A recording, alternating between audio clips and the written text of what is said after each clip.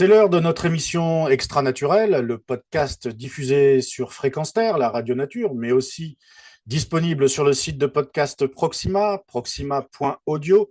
Et comme chaque semaine, nous avons rendez-vous avec Terra Cultura, le magazine en ligne associatif, indépendant, dédié à la nature, aux traditions et à l'environnement. Le dossier de la semaine est dédié aux macaques crabiers. Avec nous pour en parler, Damien Lafont, le rédacteur en chef de Terra Cultura. Bonjour Damien. Bonjour Fred, au Alors, rendez-vous. aujourd'hui, un retour sur votre, j'allais dire votre terre natale, pas tout à fait, mais vous y passez la moitié de l'année. La terre d'accueil peut-être plutôt. La terre d'amour, la terre d'accueil, oui.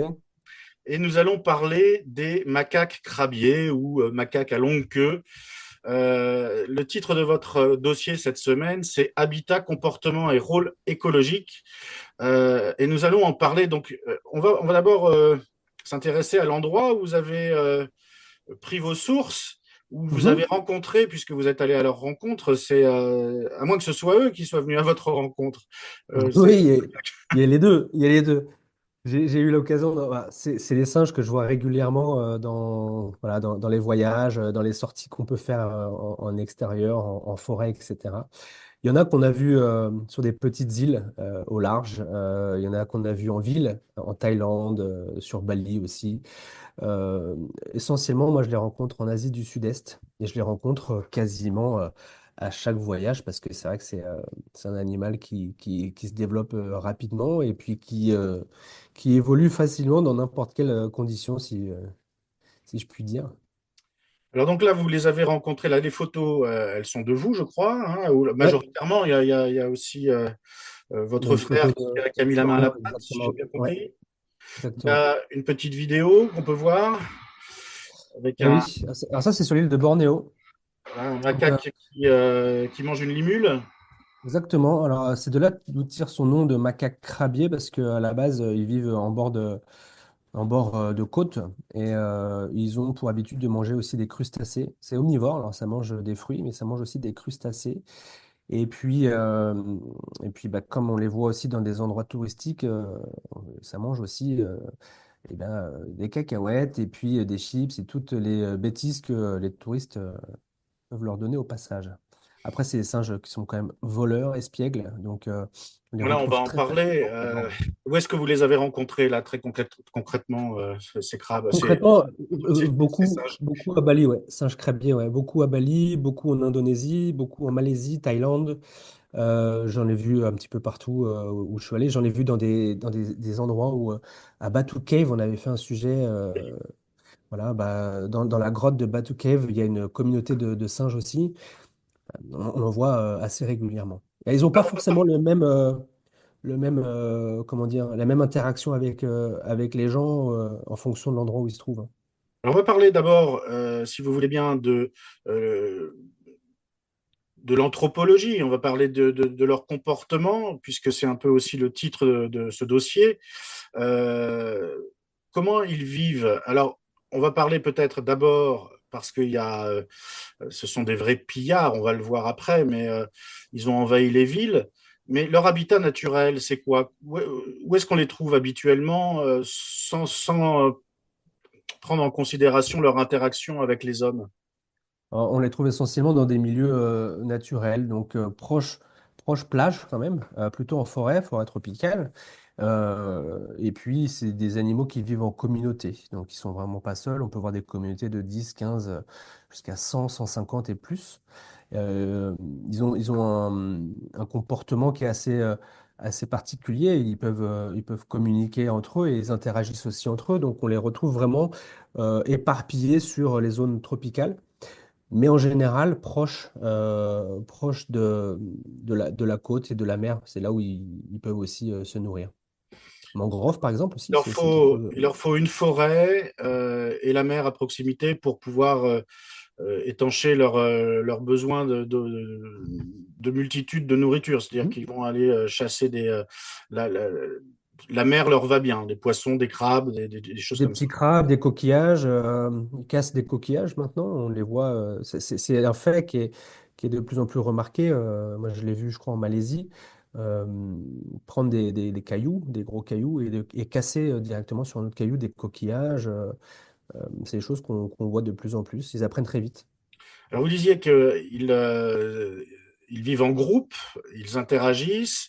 Vous appelez ça, je ne connaissais pas le mot, le terme, une communauté matrilinéaire. C'est la mère qui donne donc une lignée de petits singes qui restent Exactement. autour d'elle, c'est ça? Exactement, c'est la mère qui s'occupe de la communauté des petits singes pendant que les mâles vont s'amuser sur la plage peut-être, je ne sais pas ce qu'ils font.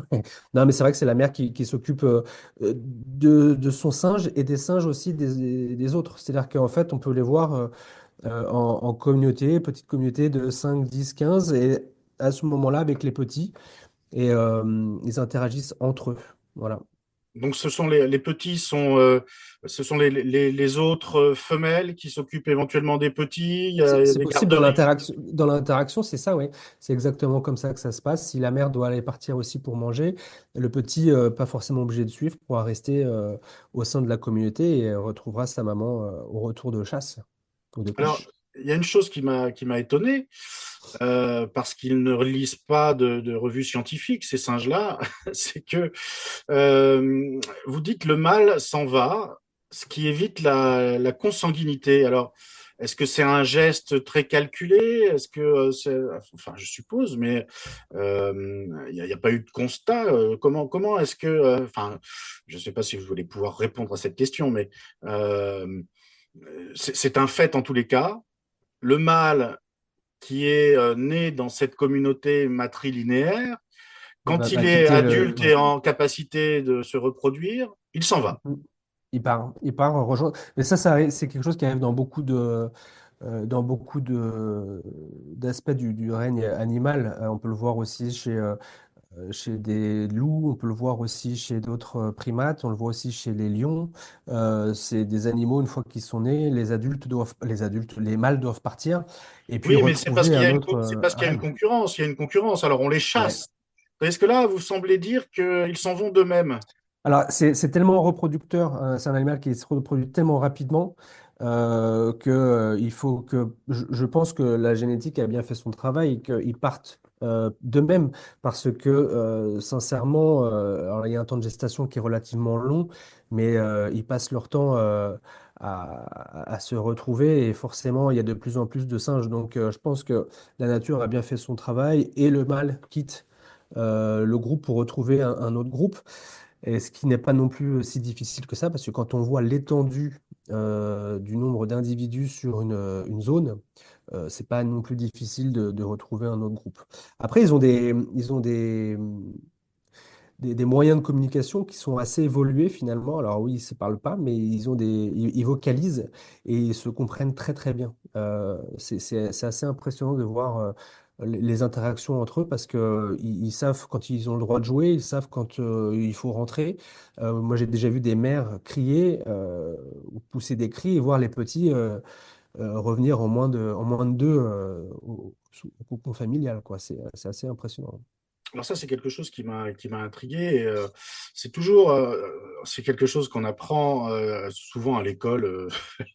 On ne sait pas, hein, si c'est vraiment vrai, mais les anthropologues, là, du côté humain, euh, semblent dire qu'on descendrait, bon, c'est pour les adeptes du darwinisme, hein, euh, qu'on descendrait du singe.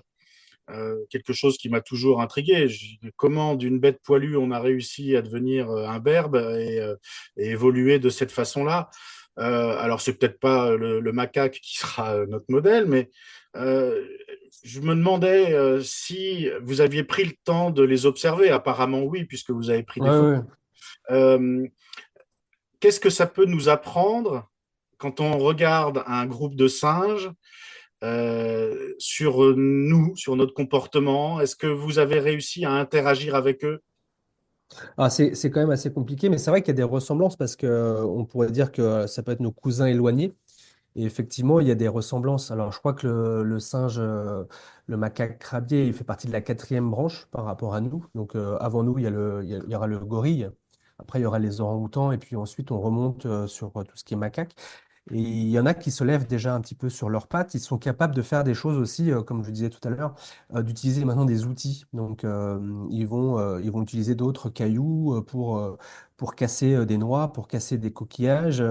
Et puis, on voit aussi qu'il y a des ressemblances dans les traits, dans ce qu'ils font, surtout avec les petits qui sont proches de la mer, qui sont méfiants. Et puis, il y a ce système aussi d'agressivité, de faire peur aux autres.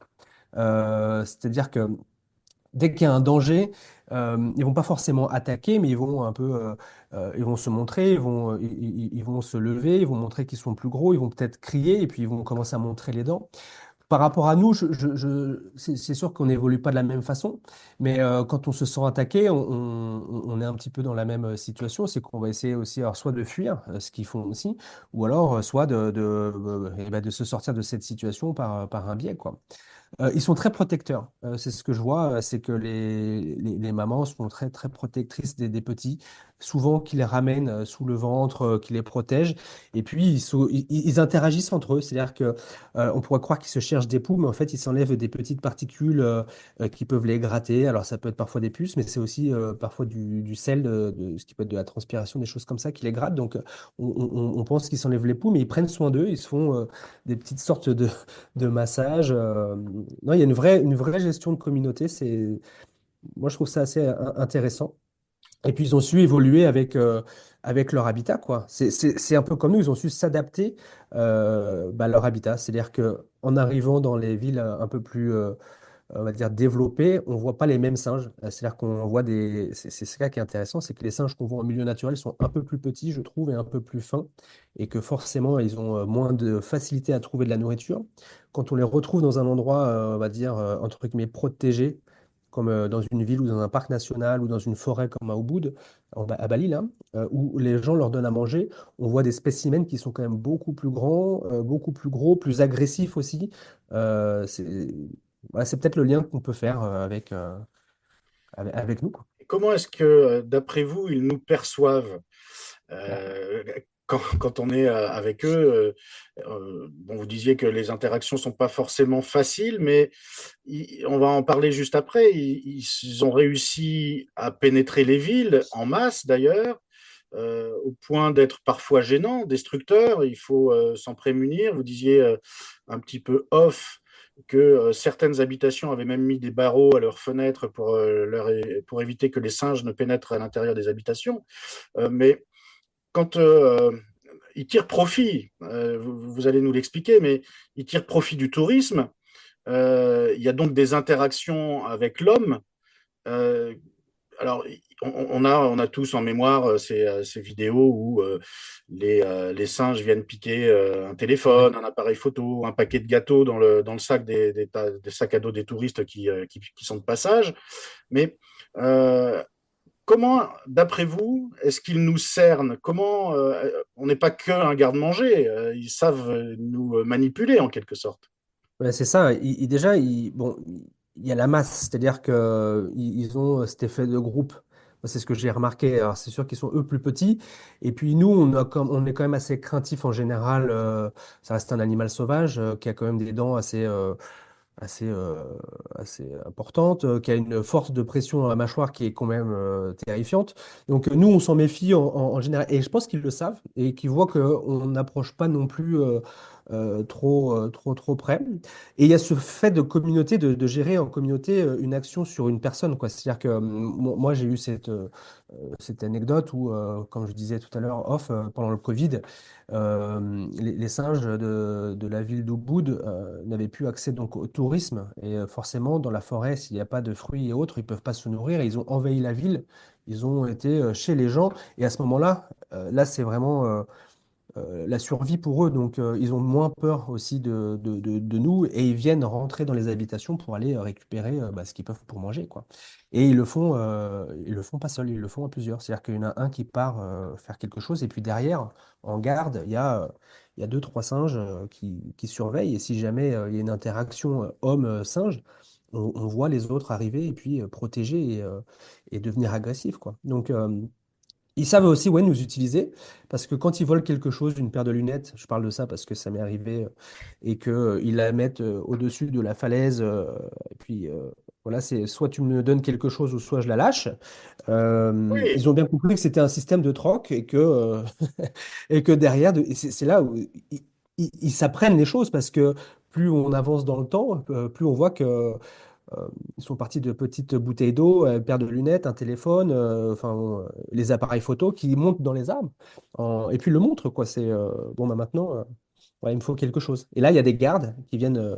Alors, c'est un système qui est bien, qui est bien ficelé, qui arrive avec un petit paquet et puis qui lui lance son petit paquet de cacahuètes ou de chips ou autre. Et puis, par magie, l'objet qui a été volé réapparaît, quoi. Alors forcément, après, faut donner un petit peu de monnaie aux gardes, mais ils ont bien compris le système, quoi. C'est très, très intelligent. d'accord. Bon, alors voilà. Donc alors, je suis allé me renseigner aussi. Vous effleurez le sujet dans votre dossier. Donc ce singe-là est quand même considéré comme une espèce invasive. C'est toute la réciprocité de la chose, c'est que ils sont invasifs, donc pas de problème pour les contrôler a priori, mais ils sont préservés. Vous dites même que culturellement, ils sont protégés, c'est-à-dire que on- ils sont sacrés. Est-ce que Ouais, ils c'est sont sacrés, partout ouais. en Asie du Sud-Est ou est-ce que c'est seulement dans certaines religions ou communautés? Ouais, c'est ça, ça va être dans certaines communautés et religions. Il faut savoir que déjà dans le milieu naturel, c'est une chose différente parce qu'il y a pas que lui, il y a d'autres singes qui peuvent aussi intervenir et puis d'autres animaux, donc ils ont des prédateurs. Donc la pression humaine aussi, elle peut être importante concernant sa nourriture et aussi le fait du climat, le fait de la saisonnalité. S'il y a moins de fruits, moins de choses à manger, forcément, les populations vont s'adapter autour de ce qui va rester, quoi. Ensuite, tout ce qui est sur les parties, on va dire, protégées, parcs, villes, etc. Là, c'est quelque chose de différent. Là, ils sont vraiment invasifs et c'est vrai que ils ont ce mode de reproduction qui est très rapide, donc on peut les voir. Et il y a un contrôle, donc c'est là que je parlais de conservation, c'est qu'il y a un contrôle aussi des naissances et pour certaines zones de castrer donc certains mâles pour pouvoir contrôler la population. Et, euh, et derrière. Ce qu'il faut pas oublier, c'est qu'en fait, ça reste un animal sauvage, complètement sauvage, qui, oui, est protégé par la culture, comme dans l'hindouisme, où on peut parler, par exemple, du singe Hanuman, qui est le singe protecteur donc de, de- de Ramayana, quoi. Donc ça, c'est quelque chose qu'on revoit assez régulièrement. Et les effigies autour des singes, on en voit souvent. C'est quelque chose qui culturellement est incrusté dans la vie locale, plus en Asie du Sud-Est quand même. Et Et surtout, le symbole hindouiste, c'est quoi? Ramayana, ça parle de quoi? ben c'est l'histoire un peu, c'est le Roméo et Juliette à la façon hindoue, quoi. Je tire les traits là, mais en gros, Euh, c'est euh, c'est avec Shiva, c'est avec tous ces éléments en fait. On peut voir dans les danses balinaises par exemple. En gros, c'est ces caractères. Enfin, comment c'est. J'ai oublié le mot. C'est des Il symbolise caractères. quoi le singe pour les hindous? C'est quoi la Ah, prospérité? c'est le singe protecteur, c'est celui qui va protéger en fait entre guillemets la princesse du mal. Donc c'est celui qui va venir se défendre, qui va partir à la guerre pour protéger du mal, des forces du mal.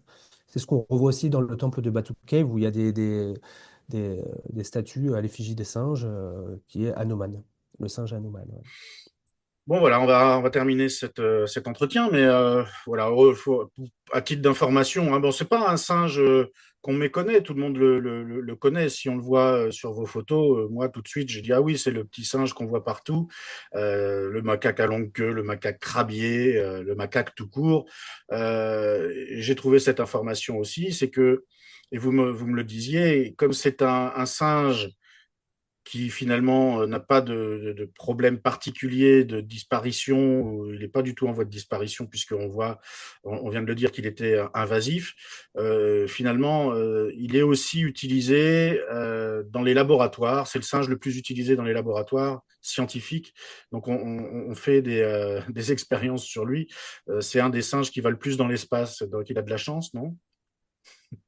Bah, pour moi, je pense pas qu'il ait cette chance-là, mais ouais, effectivement, malheureusement, on le retrouve. Malheureusement et heureusement, en fait, c'est difficile de donner un avis sur le sujet, mais il faut voir les conditions de traitement. Mais oui, il est utilisé largement dans les études scientifiques. Je pense que c'est par rapport euh, à la génétique et aux traits génétiques qu'il peut avoir avec l'homme. Alors, je ne peux pas vous dire sur quel type de recherche il travaille. Je pense que c'est sur aussi beaucoup de choses sur la peau, les vaccins, etc. Mm. Mais oui, c'est un singe qu'on retrouve aussi malheureusement là pour le coup dans des foires. C'est-à-dire que les hommes vont s'en servir voilà, pour lui faire faire du vélo, pour lui faire faire des bêtises sur les carrefours qu'on peut voir voilà, en bord de route. C'est quelque chose qu'on voit beaucoup dans les villes. Ils sont pas forcément bien traités, ils sont dans une cage, ils sont habillés comme des clowns et puis ils sont tenus en chaîne toute la journée. Donc ils sont voilà, tenus à la baguette Mm. on Est-ce peut que le vraiment le c'est dire. aussi, comme nous on en ferait, si on le comparait par exemple à des chats, on pourrait dire que bon, il y aurait dans une ville une invasion de chats, Ouais. mais le chat est aussi un animal de compagnie chez nous. Est-ce que là-bas, ces singes-là peuvent aussi devenir des animaux de compagnie? Ouais, j'ai une voisine, moi, à Bali, qui a un petit macaque. Alors, nous, on fait attention parce que c'est vecteur de la rage. Donc, il faut forcément. C'est le problème qu'on a aussi dans les villes, hein. C'est que s'il n'y a pas ce traitement anti-rabique, bah forcément, on peut avoir des mauvaises surprises. Donc, nous, on prend des précautions parce que c'est vecteur de pas mal de maladies. C'est pas son milieu naturel. Voilà, son milieu naturel, ça reste un milieu, on va dire, végétal, tropical, bord de mer. Là, il se retrouve en ville, donc forcément, s'il traîne dans les rues, euh, c'est pas forcément terrible. Et le fait d'avoir beaucoup de singes au même endroit, ça véhicule aussi plus de transfert de virus et de bactéries, donc c'est pas forcément bon pour nous, quoi. Mais oui, oui, moi j'ai déjà vu des gens avec des petits singes, avec des couches qui te laissent. Ouais, c'est un peu. D'accord. Bon, bah écoutez, merci Damien Lafont. Donc, cet article sur les macaques, si vous ne connaissez pas cette espèce, moi, je la connaissais, mais j'ai appris quand même des choses, et pas mal de choses. Entre autres, le fait que c'était une communauté matrilinéaire et que malgré son aspect invasif, c'est une espèce qui est protégée. Elle est protégée par la culture locale en général. C'est ce que vous venez de nous expliquer. Et tout ça, c'est à retrouver dans cet article de la semaine sur le site de Terra Cultura, terra-cultura.com, le magazine en ligne associatif, indépendant, lié à la nature, aux traditions et à l'environnement. Est-ce qu'on a une idée de ce que vous nous donnerez à lire la semaine prochaine? Et oui, on va repartir en Australie et ce sera avec notre correspondante Svetlana qui nous a fait un sujet sur l'art arborigène, l'art rupestre aborigène. Donc elle a pu photographier dans des grottes et puis dans certains endroits des peintures rupestres de plus de 40 000 ans. Donc elle nous en parle et c'est très intéressant. Je n'en doute pas, comme d'habitude. Merci Merci. Damien. Et Merci donc, est-ce Frédéric. que c'est vous que j'aurai la semaine prochaine ou est-ce que c'est Je, Svetlana? je crois que c'est Svetlana. Bon, alors on va régler notre On entretien. va laisser les spécialistes parler de leur sujet. On va repartir de l'autre côté de la planète avec plaisir avec Svetlana. C'est toujours des paysans. Merci Damien. Et donc Merci dans beaucoup. une quinzaine de jours, très certainement. C'est ça. Merci beaucoup. Bonne semaine.